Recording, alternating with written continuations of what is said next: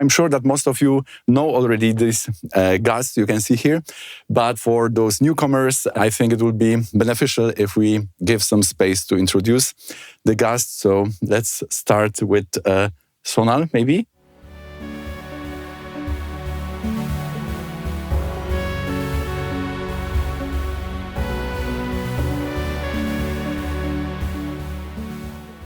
Well, I have grown up in India, of course, in all over the country, actually, because my dad was in the army. And that probably reflects in my, the martial rising sign. And so, yeah, it has been quite a journey. I was always the new kid on the block, so always had to adjust and kind of find new friends and all that. And that probably continued throughout my life, where I kept hopping from country to country, Taipei and Jersey, Channel Islands, Indonesia. So I've practically lived properly, like over a period of 2 to 3 years in every country. And it's only in the past 2 decades that I've been in the UK. So, and I have always sort of dabbled. I mean, I always wanted to be some kind of an astrophysicist, right? Oh. I know, it's a Same. long way. Yeah, you too, huh, Visti? Yeah, and but then I studied in college in Ahmedabad, and friend of mine, and we sat on the open day. I still remember clearly. And then it was like one of the professors came in and said, "Hey, there are spaces for electronics and computer." And there's this friend I have, and she's in the US. And both of us had wanted to be like physics and astrophysics and things like that. And it was on the intuitive, on the spur decision where I said, I want to come. Mm-hmm. And she was horrified. She's like, what? And away I went. And after that, I think with all the computer applications and the masters, and, I just got into computers and COBOL and CSP. I don't know if you're familiar with, yeah. Yes. And so the mainframes, mid-range, and I think that I just found them cripplingly boring after a while. I got married, I had a kid. And so I think, but somewhere along, I would always read like Linda Goodman's and at that time, I did not have much access to, even though ironically I was in India, but a proper Jyotish, or maybe it's the circles that I moved because I was in convent school, a really pure Catholic school. And so it was more like the Western astrological thought and Western, authors was hugely influential. So you see, the whole journey began. And later on, when I was in the UK, I studied with Liz Green, one of the finest Western astrologers, at least the psychological astrologers, the astro.com and all of that. But what is interesting is that it took me the entry into formal Western psychological astrology to really get into Jyotish. And then I met Pandit Sanjay Rath at the Bhava conference about more than a decade ago, like 12 years ago. And I think I never looked back, really. And Understandable. Yeah, it really was, to me, the game. I really do think, I mean, a lot of people have a lot of things to say about our tradition, as we are all aware of. I mean, and especially me, because I also like to dabble in a few other South Indian tradition. But I have to say, if there was one teacher who's a game changer on the planet in Jyotish, it's definitely my guru, our guru, but because he... and I'm not even bothered about the predictive side of it as much, because after a while, it doesn't matter the prediction. It's the methodology and the tradition, connecting to the spiritual tradition, which I feel is hugely close to my heart, So, and he's easily the best teacher on the planet. Easy, I think most of our viewers also agree. Yeah. Yeah, absolutely. But having said that, there's also, I feel, other traditions, especially coming from southern India, the Bogart tradition and some of the Kerala tradition, Tamil tradition, which nobody knows. It's very secret. And it's not secret because they want to keep it. It's secret because that's just the nature of things. Yeah. You know, people don't want to talk about it. They have a handful, maybe 2 or 3 select students who carry forward. And I think I've been, touchwood, quite fortunate into kind of discovering them, and especially some of my favorite topics like ongoing research in the nakshatras and the panchang. So yeah, in a way, I think it's, I feel quite fortunate. You know, they say, Vishti, I don't know if you're aware, that just to be able to hold a Jyotish book and read it needs some purva punya, you know, a past life, don't you think? Absolutely. And of course, and as you know, Vishti is like super well versed in, you know, at least definitely in our tradition, and the most keen researcher. You can wake him up and ask him, please don't do that though. And he will be like, okay. And so matter of factly, it's like a machine, but a machine with which churns away in a consistent manner, you know? Yeah. Yeah. Thank you. Yeah. I will only add that I was thinking today in the morning that what I admire about Guruji is that in the last video we were talking about how the people who attain success or have a lot of attraction or are attractive, they have this completing personality. So I find in Guruji is that he has both sides of Ketu and Rahu, the positive.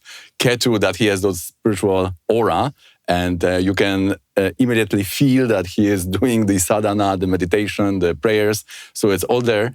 But also he is not falling into the confirmation bias. He is very much into the methodology, into the scientific approach, at least from the perspective of how he doubles with the rules. So this is really attractive also for those who are a little bit skeptical at the beginning about astrology. But let us now give the mic to Guruji to tell us a little bit about his journey into the astrology. Well, thank you. Thank you. I have not lived so long to be as eclectic as maybe both of you in matters of experiences, I can't say. I grew up in Kenya, many people know. And my father is a Dane and my mom is from Kenya. She's a proper Swahili Kenyan, so not the regular Kenyan, if you will. It's Swahili Kenyan. My mother's father was one of the first teachers in Mombasa. He is today. If we say his name in Mombasa, then everybody knows who we are.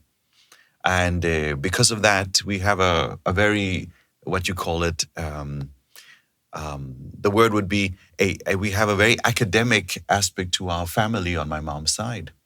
And they call teachers their sheikh.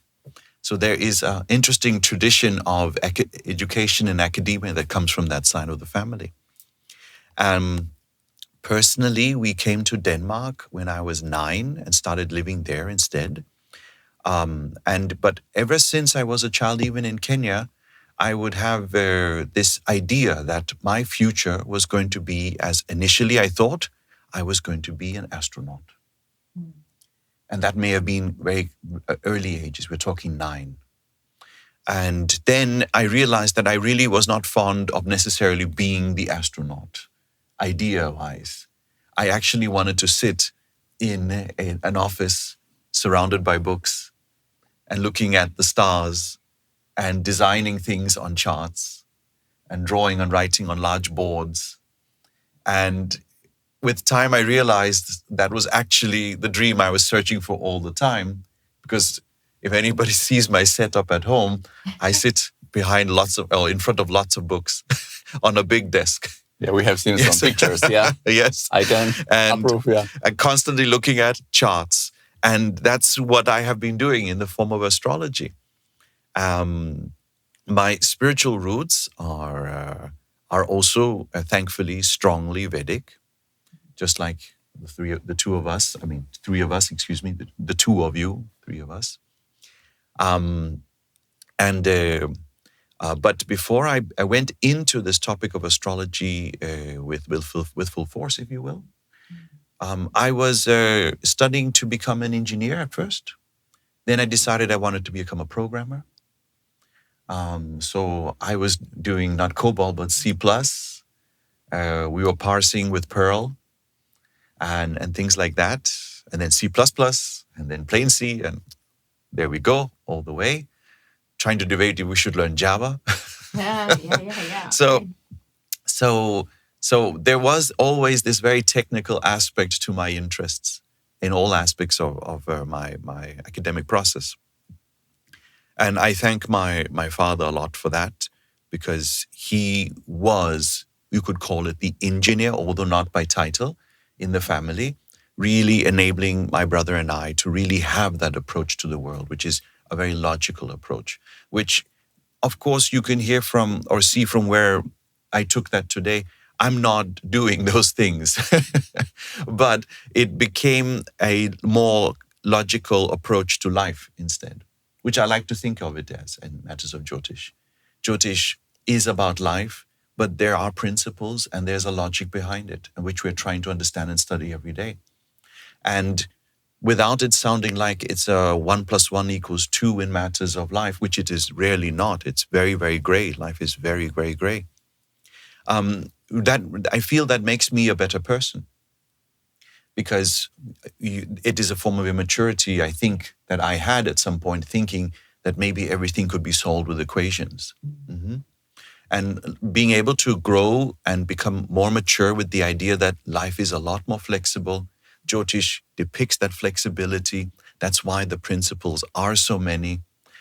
That's why we like to talk a lot, Sonal. Yeah. We like to talk a lot. And that's why we like to study these subjects a lot. And I'm very thankful that I have people like yourself and Rafa that I can have those conversations with and deal with these topics of Jyotish so deeply. My personal spiritual initiations are from Ramakrishna Mission. Technically, more particularly Sharada Math.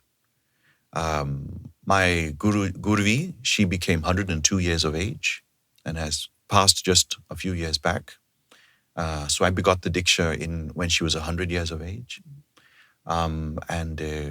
Though that spiritual tradition merges very well with our Achyutananda spiritual tradition, where we focus on the aspect of a Vaishnava tradition, partly, as well as Jyotish tradition, without it leaving any other traditions out. And that same Jagat Guru type tradition, which includes all other traditions and faiths and beliefs, is something that brings both the aspects of Sharada Math and Ramakrishna's teachings into our Achyutananda tradition. Can you tell us something about your qualification about the courses? Also, are you teaching about how you are teaching Jyotisha and about your background? That could also be interesting. So I began studying Jyotish now. Oh my goodness, Rafa, I feel old. It is 27 years back that I began studying. And in these 27 years, I have been appointed as Jyotish Pandit and Jaimini scholar and Jyotish Guru. Wow. And in that, I teach courses under the banner of DBC, Devaguru Brihaspati Center. I do that in my Guru's organization, DBC. And therein I teach Jaimini, that is the Maharishi Jaimini Kritam Upadesha Sutram. I teach Priyat Parashara Hora Shastra, the PJC course. And I don't have any batches open right now, so, please, try to stay tuned when those happen. Emails. It's going to be a few years before I'm open for another batch. And these batches also last years, usually around 5 years. And yes, 5 years. Yeah. You're thinking, you're counting how many years you had to spend. And besides that, I also teach through my own organization called the Rama Academy.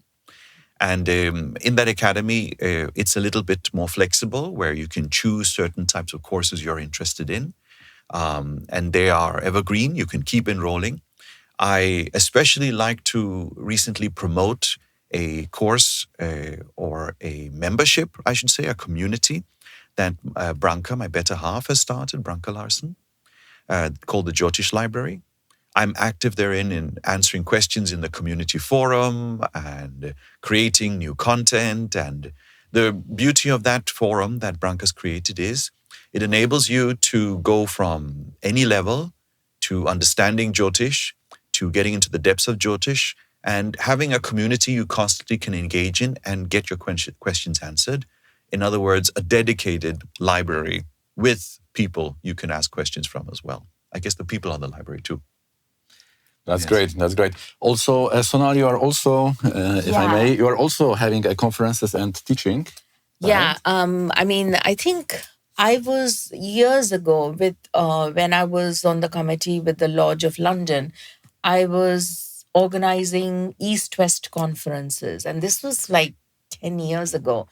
And since then, it has evolved. After I was in the tradition, I think I was always doing sort of, we had a one track on Western track, another track on Jyotish.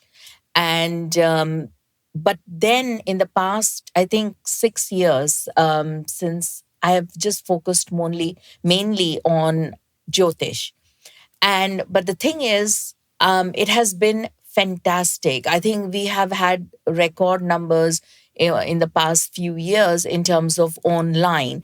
But this year we had one day in person, and next year also we will have at least 2.5, 3 days in person. Next year in May, and the topic is medical Jyotisha or Chikitsa and medical astrologies. In London, right? Yeah, in London. And so this is quite an ambitious venture because, you can all apply if you have any interest in medical, connecting medical and Jyotish. You can also apply if you feel that you're from another tradition but still can. I'm open to it. I think it will be evaluated, depending on what I think is appropriate. So this has been a sort of like a labor of love. Even if 5 people turn up, I still love the idea of sort of, engaging and having sort of airing all the knowledge that can be given to the world. So that's one of my thing. The other one is my big focus on Panchanga. And this year we are doing the yogas